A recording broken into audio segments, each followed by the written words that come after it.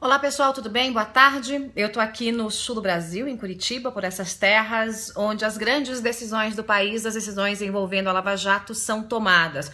Mas essas informações você vai saber um pouquinho mais pra frente. Eu quero falar aqui de um assunto que estão me pedindo demais para comentar. Eu já fiz um pequeno texto aqui na fanpage que é justamente a decisão do STF de rasgar a Constituição. E eu tenho alguns questionamentos a fazer. Eu já havia alertado a vocês que se o STF tomasse a decisão de mudar o rito do impeachment, a Corte Maior deste país estaria simplesmente dizendo que o impeachment de Collor não valeu, que o impeachment de Collor não seguiu as regras. Mas há algumas outras perguntas que precisam ser feitas aqui. Como é que pode a Corte Maior deste país, um Supremo, que diz que a maioria simples do Senado pode simplesmente reformar a maioria de 2/3 da Câmara dos Deputados quando o assunto é o impeachment?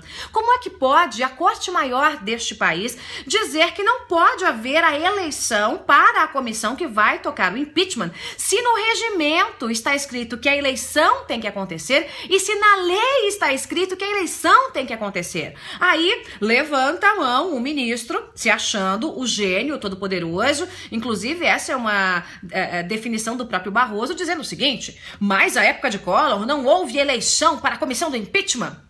Caro ministro, não houve eleição porque foi por aclamação. Havia uma chapa única com decisão de praticamente todo o Congresso Nacional. O texto prevê eleição. Se tem mais de uma chapa, tem que ser no voto. Como é que pode o Supremo simplesmente acionar o trator e passar por cima da Câmara dos Deputados, dizendo que a eleição que foi soberana, que designou uma comissão para comandar o processo de impeachment não valeu e que a comissão não tem mais poder nenhum? Como é que pode o Supremo dar todo esse poder à presidente da República, inclusive dizendo ao presidente que se, por um acaso, a Câmara dos Deputados fizer o que deve ser feito, ou seja, tocar o impeachment para frente, o Senado pode dizer que não, que a decisão da Câmara não vale, e mais, que a presidente da República pode ficar no cargo mesmo sendo o processo aceito pela Câmara dos Deputados. Isso é surreal. Eu tô falando de uma presidente da República que usa do poder da caneta com os seus ministros para cooptar, como vimos, o próprio Supremo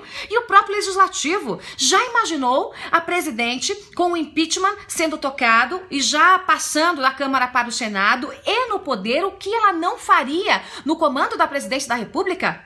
Quanto dinheiro não jorraria do Planalto para o Congresso? Quanta pressão? Gente, é surreal. O Supremo, de fato, provou que é bolivariano, que é alinhado, que foi cooptado, que lutou agora, que provou, que rasgou a Constituição e que lutou contra a nação brasileira. O que tem se exigido é simplesmente o cumprimento da lei, é simplesmente o cumprimento da Constituição. E o Supremo, os integrantes do Supremo que juraram defender a Constituição, cuspiram na lei e na Constituição e cuspiram na cara do país. Gilmar Mendes, um pouco mais cedo, deu uma entrevista na Jovem Pan e disse que o Supremo está cooptado e caminha para o bolivarianismo. Gilmar Mendes, lamentavelmente, tem toda a razão. A nossa sorte é que ainda há um ou outro ministro com algum bom senso, mas o nosso azar é que é apenas uma pequena minoria. Esses ministros foram massacrados por uma corte bolivariana dilmista alinhada ao PT e que agradece a toga com a decisão da caneta. Uma vergonha para o país. Nesse momento, gente, o STF, o Pleno, em sua maioria, não serve para absolutamente nada para o Brasil. Serve apenas aos interesses de uma senhora chamada Dilma Rousseff. Hoje é um dia de luto no país. Hoje é um dia de vergonha. O STF provou que, de fato, envergonha essa nação.